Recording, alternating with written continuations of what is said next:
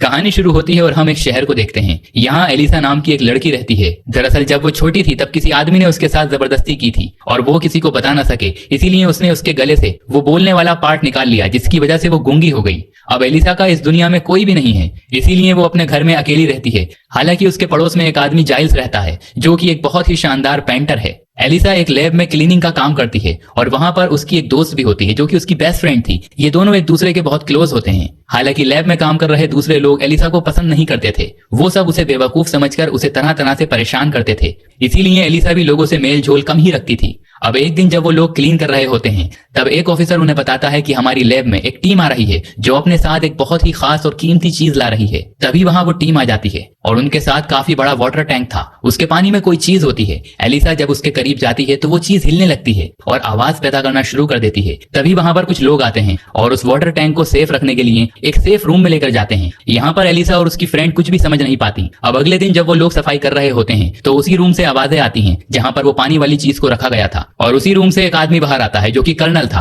और ये कर्नल पूरे प्रोजेक्ट का लीडर होता है। कर्नल दरअसल बहुत जालिम आदमी था। हालांकि कर्नल के हाथ से खून आ रहा था और उसे इतना दर्द होता है कि वो घुटनों के बल बैठा था। तभी वहां पर एक टीम आती है जो कर्नल को अपने साथ ले जाती है। अब एलिसा और उसकी फ्रेंड को कहा जाता है कि उस रूम को क्लीन किया जाए। जब ये उस रूम में जाते हैं तो वहां पर खून पड़ा होता है और कटी हुई 2 उंगलियां भी पड़ी होती हैं। और ये कटी हुई उंगलियां उस कर्नल की थी जिसे शायद उस चीज ने मारा होगा जिसको यहाँ पर लाया गया था। एलिसा उन उंगलियों को एक पैकेट में रख देती है, जबकि एलिसा की फ्रेंड किसी को बुलाने चली जाती है। तभी एलिसा देखती है कि वहां पर एक काफी बड़ा वाटर टैंक है जो कि ग्लास से बना हुआ है। और वो जब उसके करीब आती है तो वहां पर एक अजीब सा क्रीचर होता है जिसके इंसानों के तरह ही 2 हाथ और 2 पांव होते हैं। एलिसा गिलास पर अपना हाथ रखती है, तब वो क्रीचर भी अपना हाथ एलिसा के हाथ के पास रख देता है। उसी वक्त वहां एलिसा की फ्रेंड और एक आदमी आ जाता है और वो क्रीचर पानी में वापस चला जाता है। एलिसा को पता चल चुका था कि आखिर उस लैब में वो चीज क्या है, इसीलिए अगले दिन वो लंच टाइम पर उसी जगह पर जाती है। वहां पर एक काफी बड़ा पूल होता है और वो क्रीचर उस पानी के अंदर जंजीरों से बंधा हुआ था। एलिसा पूल की वॉल पर बैठ जाती है और अपने साथ एक अंडा भी लाई होती है। वो उस अंडे पर स्पून मारती है और आवाज पैदा करती है। अब इस आवाज को सुनकर क्रीचर पानी से बाहर आ जाता है। ये देखकर एलिसा अंडे का छिलका रिमूव करती है और वो अंडा उस क्रीचर को अपने हाथ से देना चाहती थी,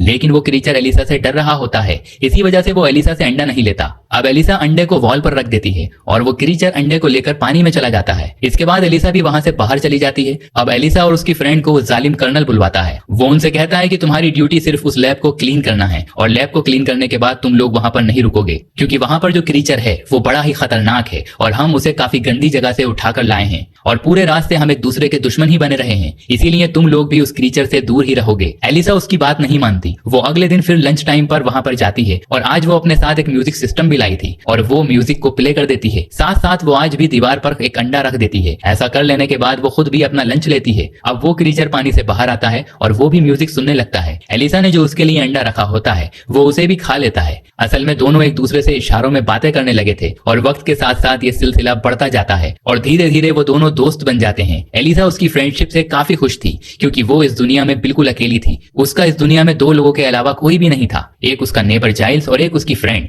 वो इस बात से खुश होती है कि अब उसे उसका तीसरा दोस्त भी मिल गया है। एलिसा को इस बात से कोई फर्क नहीं पड़ता कि उसका ये तीसरा दोस्त डरावना है या कोई जालिम क्रीचर है, बल्कि वो तो उसको दोस्त बनाकर काफी खुश होती है। अब ये रोज का रूटीन हो गया। वो लंच टाइम पर उसके पास जाती थी और उसके साथ अपना अच्छा टाइम स्पेंड करती थी और इशारों इशारों में वो दोनों एक दूसरे से बातें किया करते थे। पर एक दिन वो दोनों जब बातें कर ही रहे थे तभी वहां पर डॉक्टर आ जाते हैं जो इस क्रीचर के ऊपर अपनी रिसर्च कर रहे थे और वो छुपकर उन दोनों को बातें करते हुए देख लेते हैं। वो सोचते हैं कि उस क्रीचर और एलिसा के बीच अब कोई रिलेशन बन चुका है, लेकिन एलिसा के सामने वो ये बात जाहिर नहीं करवाते कि उन्होंने सब कुछ देख लिया है। दरअसल ये डॉक्टर एक साइंटिस्ट भी थे जो अमेरिका के लिए इस क्रीचर पर अपनी रिसर्च कर रहे थे, लेकिन एक्चुअली में ये जर्मनी के जासूस थे और अमेरिकन को धोखा देकर जर्मनी के लिए रिसर्च कर रहे थे, क्योंकि उन दिनों अमेरिका और जर्मनी में कोल्ड वॉर चल रही थी और ये दोनों देश एक दूसरे से आगे निकलना चाहते थे। इसीलिए ये डॉक्टर अमेरिका में रहकर जो रिसर्च कर रहे थे उसके पल पल की जानकारी जर्मनी को भेजते थे। अब अगले दिन एलिसा भी उस क्रीचर से मिलने जाती है। वो देखती है कि उस क्रीचर को बड़ी बेदर्दी से जंजीरों से बांध रखा है। ये देखकर उस क्रीचर पर उसे तरस आता है क्योंकि उसकी बॉडी से खून निकल रहा था। तभी उसे महसूस होता है कि वहां पर कोई आ रहा है, इसीलिए वो जल्दी से छुप जाती है और वहां पर होता है वही कर्नल। कर्नल इस क्रीचर से बहुत नफरत करता था। कर्नल के पास लोहे की एक रॉड थी जिसमें करंट दौड़ रहा था और वो उस आयरन रॉड से उस क्रीचर को इलेक्ट्रिक झटके दे रहा था। इसके बाद वहां पर जनरल आते हैं। वो कहते हैं कि मैंने तो उम्मीद की थी कि ये बहुत छोटा होगा, लेकिन ये तो काफी बड़ा है। कर्नल कहते हैं कि दरअसल अमेज़न के लोग इसे अपना देवता मानते थे और पानी में इसके लिए फ्रूट्स फेंकते थे और फूल फेंकते थे और पता नहीं क्या क्या करते थे। साथ ही वो आगे कहते हैं कि अगर हम इस क्रीचर के बारे में जानना चाहते हैं तो हमें इसे मारना होगा, क्योंकि इसे मारकर ही हम इसके बारे में पूरी रिसर्च कर सकते हैं। और जैसे इसकी बॉडी है, इसे काटे बगैर तो हम कुछ कर ही नहीं सकते। लेकिन वो डॉक्टर उन्हें बताता है कि इसकी हालत काफी खराब है और अजीब बात यह है कि ये एक जगह से सांस लेता है। हमें इस पर रिसर्च करनी चाहिए, ना कि इसे मारना चाहिए। मगर वो उस डॉक्टर की कोई भी बात सुनना नहीं चाहते थे। डॉक्टर कहता है कि अगर हमने इसे नहीं छोड़ा तो ये बहुत ही जल्द मर जाएगा, क्योंकि इस क्रीचर को देखकर ऐसा लग रहा था कि शायद वो बेहोश हो गया है। अब वो क्रीचर को पानी में डाल देते हैं। डॉक्टर जनरल को कहता है कि आप इस क्रीचर को नहीं मार सकते। जनरल कहता है कि क्या तुम बताओगे मुझे क्या करना चाहिए? मेरे पास सारी अथॉरिटी है और मैं कुछ भी कर सकता हूँ। इसीलिए जनरल कर्नल को कहता है कि इस गंदे से क्रीचर की जल्दी से चीड़ फाड़ कर दो। आखिर हम भी तो जानना चाहते हैं कि ये आखिर चीज क्या है। डॉक्टर को यह सुनकर काफी दुख होता है, क्योंकि वो नहीं चाहते थे कि इस क्रीचर को मारा जाए। वो बेजुबान है, हालांकि वो तो एक जासूस है, मगर उससे पहले वो एक इंसान भी है। इसीलिए उन्हें उस क्रीचर पर तरस आता है और वो नहीं चाहते थे कि उसे मारा जाए। एलिसा भी ये सब कुछ देख और सुन पा रही थी। डॉक्टर के साथ साथ एलिसा को भी ये बात काफी हर्ट कर रही थी। अब यहाँ से जाकर एलिसा ने ये सारी बात जाइल्स को बताई, क्योंकि वो काफी परेशान थी कहीं वो उस क्रीचर को सच में न मार डालें। वो कहती है कि वो बिल्कुल मेरी तरह है, बेजुबान है और वो मेरा दोस्त है। मैं उसकी हेल्प करना चाहती हूँ। वो मुझे देखकर खुश होता है और मेरे अंदर जो भी कमी है वो उसे नहीं देखता और मुझे हर हाल में एक्सेप्ट करता है। जाइल्स कहता है, मैं अफसोस के साथ कह रहा हूँ कि हम उसे नहीं बचा सकते, क्योंकि जिन लोगों की कस्टडी में वो है वो बहुत ही पावरफुल और खतरनाक हैं। हम लोग आम इंसान हैं, हम उनके आगे कुछ भी नहीं है। ये कहकर जाइल्स वहां से चले जाते हैं। एलिसा काफी दुखी होती है और जाइल्स भी, क्योंकि एलिसा और वो क्रीचर दोनों ही इस दुनिया में अकेले हैं। दोनों का ही सिवाय एक दूसरे के कोई नहीं है। ये सोचकर जाइल्स वापस आते हैं और वो एलिसा को कहते हैं कि उस क्रीचर को बचाने में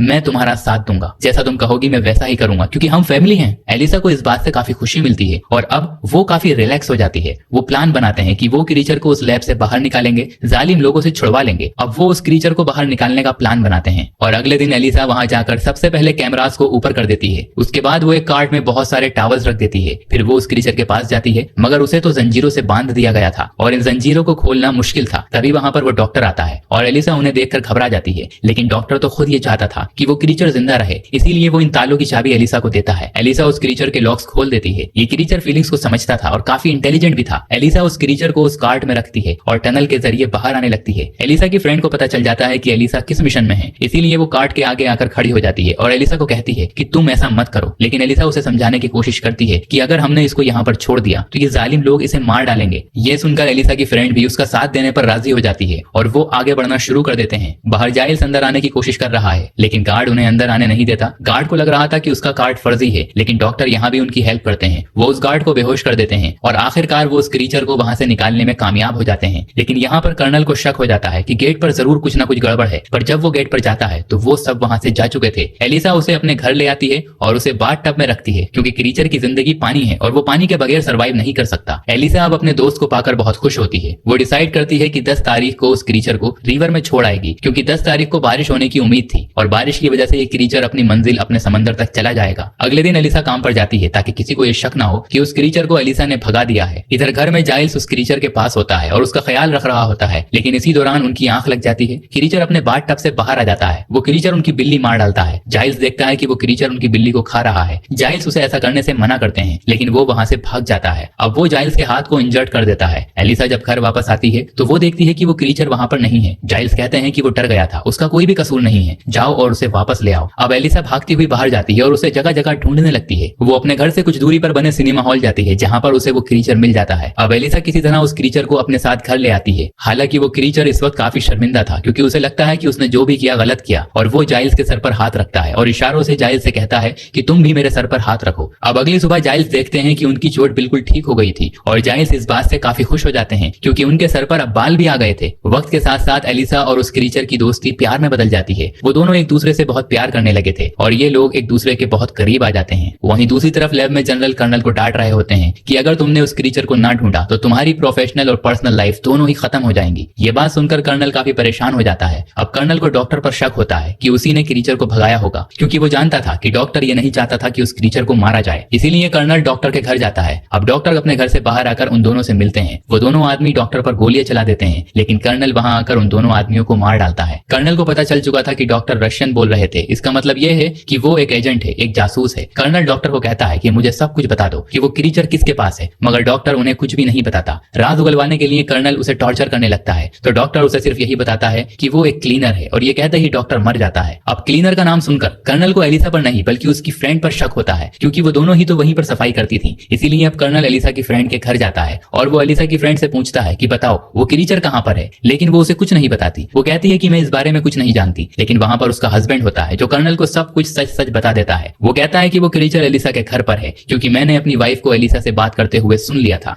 ये सुनकर कर्नल गुस्से में आकर एलिसा के घर की तरफ जाने लगता है, लेकिन उससे पहले एलिसा की फ्रेंड उसे कॉल करके इन्फॉर्म कर देती है कि कर्नल तुम्हारे घर की तरफ आ रहा है। और इत्तेफाक से आज 10 तारीख भी होती है और बारिश भी हो रही होती है। दरअसल ये वही दिन था जब एलिसा ने उस क्रीचर को रिवर में छोड़ना था, इसीलिए वो उस क्रीचर को लेकर वहां से निकल जाती है। कर्नल जब एलिसा के घर पहुंचता है तो वो देखता है कि वहां पर तो कोई नहीं है। तभी उसे कैलेंडर पर 10 तारीख के नीचे एक नोट मिलता है जिस पर एलिसा ने लिखा था कि आज के दिन उसे रिवर में छोड़ देना है। जबकि दूसरी तरफ एलिसा उस वक्त रिवर तक पहुंच चुकी थी और वो अपने सबसे करीबी अपने फ्रेंड उस क्रीचर को गुड बाय कहती है। हालांकि इस बात से वो दोनों ही काफी दुखी होते हैं, क्योंकि उन्हें पता था कि अब की बार वो दोनों दोबारा नहीं मिल पाएंगे। लेकिन अगर ये क्रीचर पानी में समंदर में ना गया तो इसने तो वैसे ही मर जाना था, इसीलिए वो आगे बढ़ता है। तभी वहां पर कर्नल पहुंच जाता है और वो एलिसा और उस क्रीचर दोनों पर फायरिंग कर देता है, जिसकी वजह से ये दोनों वहीं पर गिर जाते हैं। लेकिन वो क्रीचर दोबारा खड़ा होता है और कर्नल के दोबारा बुलेट्स भरने से पहले वो क्रीचर उनके पास चला जाता है। अब कर्नल देखता है कि उसे गोलियां लगी हैं, मगर फिर भी वो नहीं मरा। इसके बाद वो क्रीचर कर्नल को मार डालता है और फिर वो एलिसा को गोद में उठाता है और समुद्र की बहुत ज्यादा गहराई में ले जाता है और एलिसा की गर्दन पर जो बचपन के चोट के निशान थे वो वहां पर हाथ लगाता है। वो निशान अब गिल्स बन जाते हैं, जिससे कोई भी पानी में सांस ले सकता है और अब एलिसा भी पानी में सांस ले पा रही थी। और फिर एलिसा भी जिंदा हो जाती है, जो कि गोलियों से मर चुकी थी। पर असल में ये क्रीचर बहुत सारी पावर्स का मालिक था और पावर्स की वजह से ही एलिसा बच गई थी और दोनों एक दूसरे के गले लग जाते हैं और ये क्रीचर एलिसा को पानी में एक नई जिंदगी देता है और फाइनली दोनों को एक दूसरे का साथ और प्यार मिल ही जाता है। इसके बाद ये दोनों हमेशा के लिए समंदर की गहराई में चले जाते हैं। उधर जाइल्स भी एलिसा के लिए काफी खुश होता है कि आखिरकार एलिसा को एक साथी मिल ही गया और इस मोमेंट पर ये कहानी खत्म हो जाती है। दोस्तों, अगर आपको हमारी कहानी पसंद आई हो तो वीडियो को लाइक करें, चैनल पर नए हैं तो चैनल को सब्सक्राइब करें और हाँ, नोटिफिकेशन बेल को जरूर दबाएं ताकि अगली अपडेट सबसे पहले आपको मिले।